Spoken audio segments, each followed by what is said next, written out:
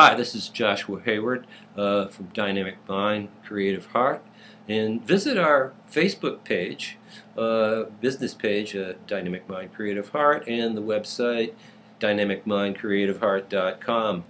Okay, so kind of a fun little video. I haven't done one in a while, but I wanted to do a little Super Bowl kind of predictive thing here, just to kind of play around and see what happens. And I did want to go on record as to the last time I predicted the Super Bowl victory was in '97, I believe, when the Broncos won over the Packers, a game that they were clearly not supposed to win. Okay, and I nailed that one really good. Nobody remembers, so I wanted to put this on record. Now, that being said, that outs me as a Broncos fan, but I'm going to present as clear and very as objective of a interpretation of a horary chart that I drew for this Super Bowl Sunday, which is 2 days from today, or the day of recording, and this would be Friday. Okay, so what's coming up late afternoon, early evening for Super Sunday in East Rutherford, New Jersey, and the first thing I want to say, why there? Okay, I'm not going to answer the question. I'm just going to say why. But since it is there, maybe it's there because it presents a really good chart for a good game. So I do want to say that what I see, this is an event chart. A horary chart expresses what the event is about and how things will proceed with it if you look at it closely with a nice intuitive eye. And sometimes they tell you better, and more closely, and sometimes they don't. This one I think is pretty clear, but I'm not going to make the prediction until the end, so you need to watch the whole video here. So stay with me, have some fun. We're looking at for this particular horary chart, the sun is always in Aquarius on Super Bowl Sunday since it's in early February. That's a given. Okay, in this case it's in the 6th house, which is the house of work and health, and the moon is in Pisces in the 8th house. Now in Placidus it might be in the 7th, but I use Koch house system. It's in which I find to be much more accurate, hands down. Right, just for you astrologers out there. But that's just me, for the way I read. So moon in the 8th house in Pisces, very psychic, very very intuitive, very.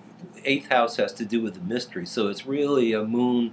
The emotional content of the game is really looking deep, and the teams that in order to win, you need to have that really soft, kind of like an ability to look inside themselves and to look inside the situation and see what's happening from deeper levels rather than just the exterior, what they think they're seeing. So there's an inner content there. And there's the rising sign is in Leo, so that's very creative and expressive, and leadership has a great deal to do with the Leo rising. And so 3 very different things there with Aquarius and Leo and Pisces, air and fire, and then water with the Pisces moon. Also 3 other things in Pisces.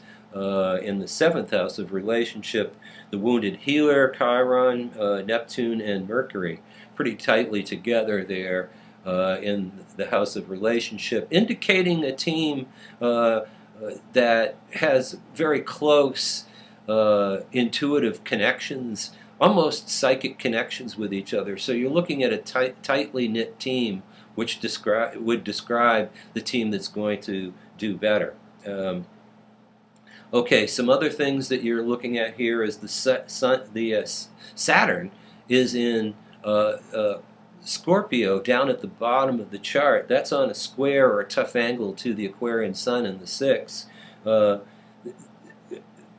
Saturn is structural, so you're looking at the structure of a team. You're looking at the structure of the game.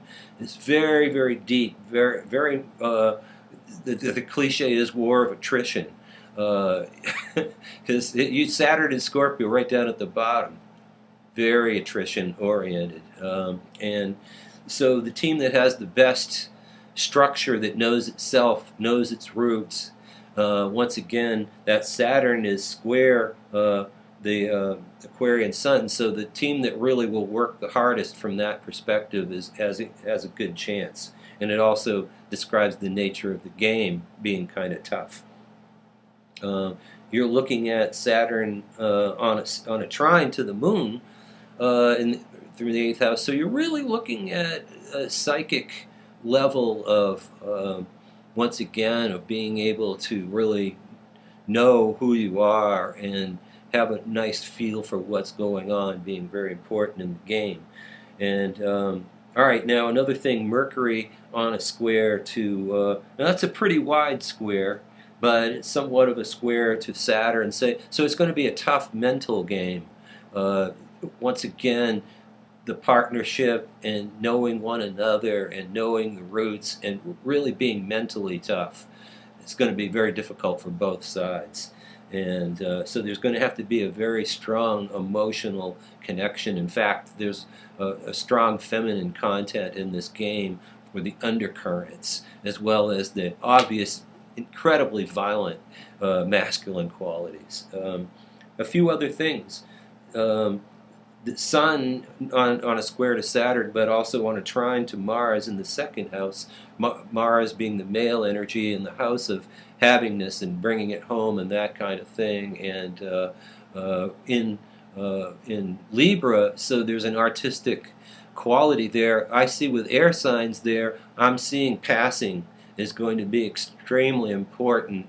And obviously the Broncos having the much better passing game. And all right, so maybe giving them a little bit of an edge. You know, I don't know the Seahawks as well, but they may have some of that team camaraderie that I'm talking about. We'll see whether the Broncos do or not. My thinking is that they are pretty well attuned. They're well coached.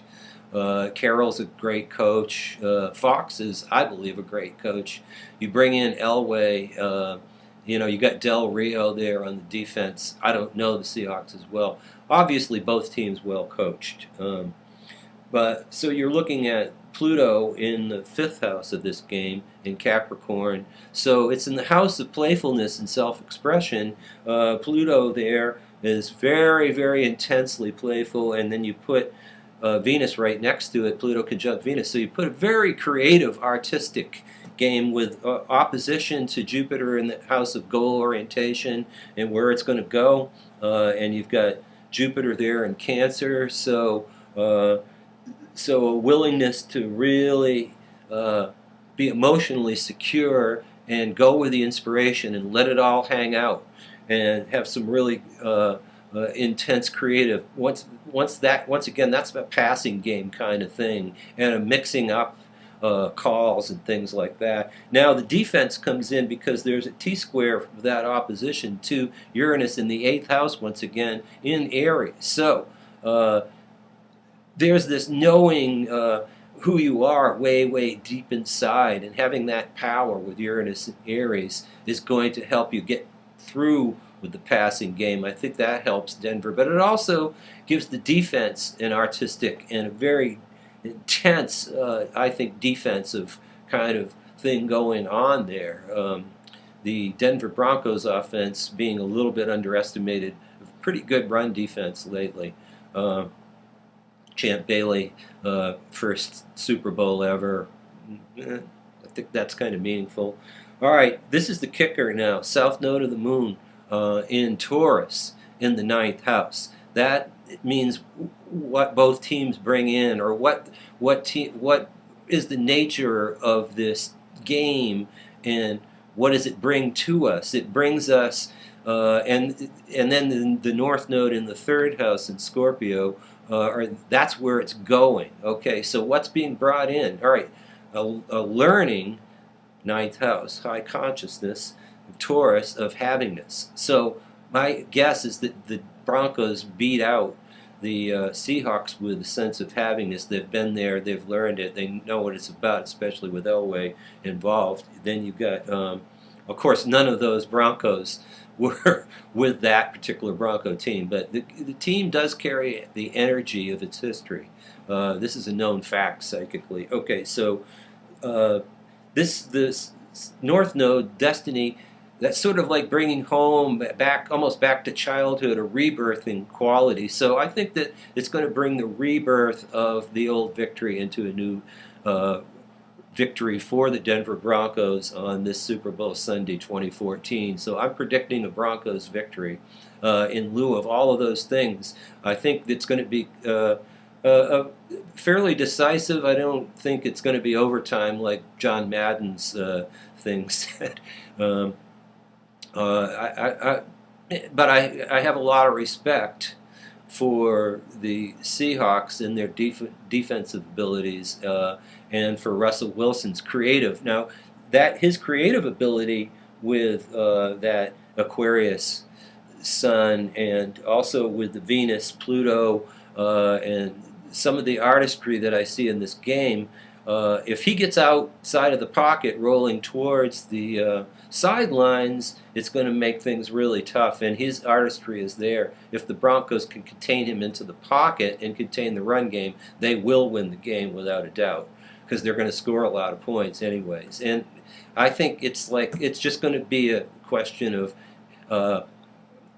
the Denver is going to get their points no matter what. And also, when you look at the south node, north node, you take all of that into consideration. You're looking at a Denver victory, and with a very, very good game. Though I'm looking forward to an excellent game. So hopefully, I'm on record here, and so if anybody asks me, I can say, well, watch my video, here's what I said, and if I'm wrong, I don't care, it's all right. This is all just fun. And so hopefully we're looking at, after this game, moving into a fun spring too, and a better year in 2014, hopefully, than everybody had in 2013.